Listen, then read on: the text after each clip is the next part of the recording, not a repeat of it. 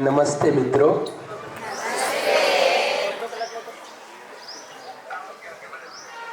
આજે તમને એક નાનકડો પ્રસંગ કહીશ. જર્મનીનું બર્લિન શહેર છે, એથી 101 કિલોમીટર દૂર ઓરમ નામનું એક ગામ આવેલું. મોટું ગામ, ઘણા બધા લોકો રહે. ત્યાં એક ધર્મ સંસ્થા હતી. ત્યાં લોકો ક્રિશ્ચન ધર્મ પાળે, એટલે એક ક્રિશ્ચનનું મોટું ચર્ચ હતું કહીએ તો. ચર્ચની અંદર એક ગુરુ હતા.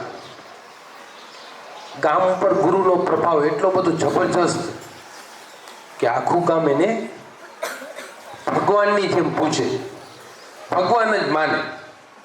ચડાવવા ચડાવે, એની સેવા કરે, બધું જ કરે. એક દિવસ એવું બન્યું કે ગામમાં નદી હતી. નદીને પાર એક વૃક્ષ હતું. વૃક્ષ નીચે 3 વ્યક્તિઓ આવ્યા અને ત્યાં બેસે, પ્રવચન આપે અને ભગવાનનો પૂજાપાઠ કરે. બધા લોકો ધીમે ધીમે આ 3 વ્યક્તિઓ, 3 સંત હતા. સંત કહીએ તો સંત હતા, તો સંતને પ્રવચન સાંભળવા જાય. ગમે, પ્રવચન સાંભળવું ગમે. જાય છે, લોકો ધીમે ધીમે વધતા જાય છે, વધતા જાય છે. તો જે આ ગામમાં ચર્ચનો જે સંત હતો, જે ફાધર હતો, એને આ સહન ન થયું કે આ મને મારા કરતાં જ્ઞાની અને આવા બધા કોણ કે ગામના લોકો અહીંયા જવા માંડ્યા. જો આમનામ રહેશે તો મારી દુકાન બંધ થઈ જશે.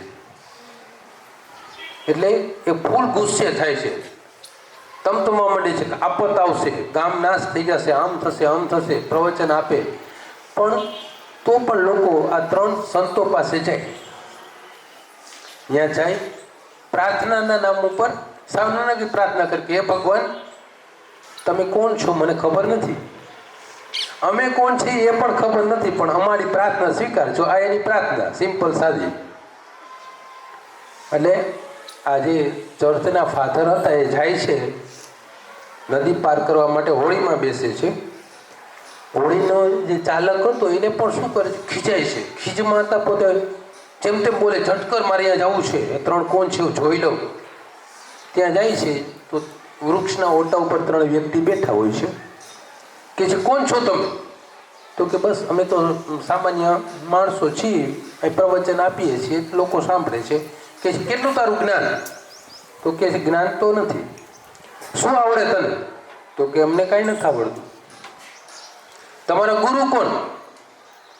એટલે 3 એકબીજાને કહે છે, ઓલો કે ઓલો મારો ગુરુ, ઓલો કે ઓલો મારો ગુરુ. 3 એકબીજાને આમ અમે ગુરુ ગુરુ કહીએ છીએ. કે છે પ્રાર્થના આવડે? તો કે ના. તો ચાલો શીખડાવું પ્રાર્થના. અને પ્રાર્થના શીખવાડે છે. એ ક્રિશ્ચન લોકોની પ્રાર્થના શીખવાડે છે. એકવારમાં ન આવડી, બીજી વાર શીખડાવે, ન આવડી, ત્રીજી વાર શીખડાવી, ન આવડી, ચોથી વાર જેવી તેવી આવડી ગઈ. 5-6 વાર શીખડાવી તેને પ્રાર્થના આવડી ગઈ. કે હવેથી આ જ પ્રાર્થના કરવાની. તો કે હવે આમાં આ જ પ્રાર્થના કરશું. અને નહીં તો એ ક્યાંયથી તમને કાઢી મૂકવામાં આવશે. તો કે હા, આ પ્રાર્થના જ કરશું અમે. અને સંત છે જે ફાધર હતા ચર્ચના, એ પાછા જાય છે. નાવિકની હોળીમાં બેસી જાય છે, નદીમાં જાય છે. ત્યાં તો પાછળ બૂમો સંભળાય છે, ઉભા રહ્યો, ઉભા રહ્યો, ઉભા રહ્યો. આ 3 સંત છે નદીમાં પાણી ઉપર દોડતા આવતા હોય છે. ઉભા રહ્યો, ઉભા રહ્યો, એ કે ઉભા રહ્યો. જો ઓલા હોળી રોકી દે છે, એ કે ઓલી પ્રાર્થના ભૂલાઈ ગઈ, ઉભા રહ્યો. આ ફાધર ચર્ચના હતા, એ જોઈને આશ્ચર્યમાં પડી જાય છે કે આ સામાન્ય વ્યક્તિઓ પાણી ઉપર દોડી શકે? આ કોઈ સામાન્ય વ્યક્તિ ના હોય, આ તો કોઈક મહાન સંત હોય જે આ પ્રવચન આપે છે. એ સામાન્ય પ્રવચન નથી, એ મહાન પ્રવચનો છે. એના ચરણોમાં પડી જાય છે અને ગુરુ તરીકેને સ્વીકારે છે. તો આ ઘટનાથી આપણે એ જાણવા મળે છે કે આવું બન્યું કેમ. સામાન્ય વ્યક્તિ, સામાન્ય જે 3 વ્યક્તિઓ હતા એમાં પણ એટલું બધું જ્ઞાન હતું જે ઘણું બધું પીરસી શકે એમ હતા. અને લોકો એના તરફ જતા હતા, એ બોલાવા ન જાય તો પણ જતા હતા. તો આવી જ રીતે જો આપણામાં શ્રદ્ધા હોય ને તો ગુરુ દૂર નથી, આપણી સામે જ બેઠા છે, મહાન ગુરુ છે. એના ચરણોમાં હું તો લાખ લાખ વંદન કરું છું કે મારું દરેક કાર્ય છે એ સફળ થાય છે. આ વર્ષે 10 અને 12 અભ્યાસ કરાવવાનો થયો તો અત્યારે લગી હું એમ માનતો હતો કે વિદ્યાર્થીઓ હોય છે, હું એને ભણાવું છું, પણ ઘણા બધા વિદ્યાર્થીઓ મારા પણ ગુરુ નીકળ્યા છે, જેને મારે પણ ગુરુ સ્વીકારવા પડે છે કે ના મારા ગુરુ છે. માર્ક્સનું કીધું સાહેબ ગુરુજીએ કે ગણિતના શિક્ષકોને માર્ક્સનું બહુ હોય, મને પણ હતું, પ્રથમ સત્ર સુધી હતું.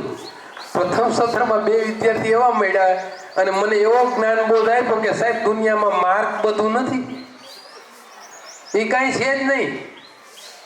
તમે સ્વીકારી લો, મેં સ્વીકાર્યું કે માર્ક બધું નથી, જેટલા આવે એટલે મહેનત કરી લેવાની, માર્ક ના આવે કાંઈ નહીં, તો ઓટોમેટિક માર્ક વધવાય માંડ્યા અને સારામાં સારા માર્ક્સ જે અમારે જોતા હતા એના કરતાં પણ સારા આવી ગયા છે.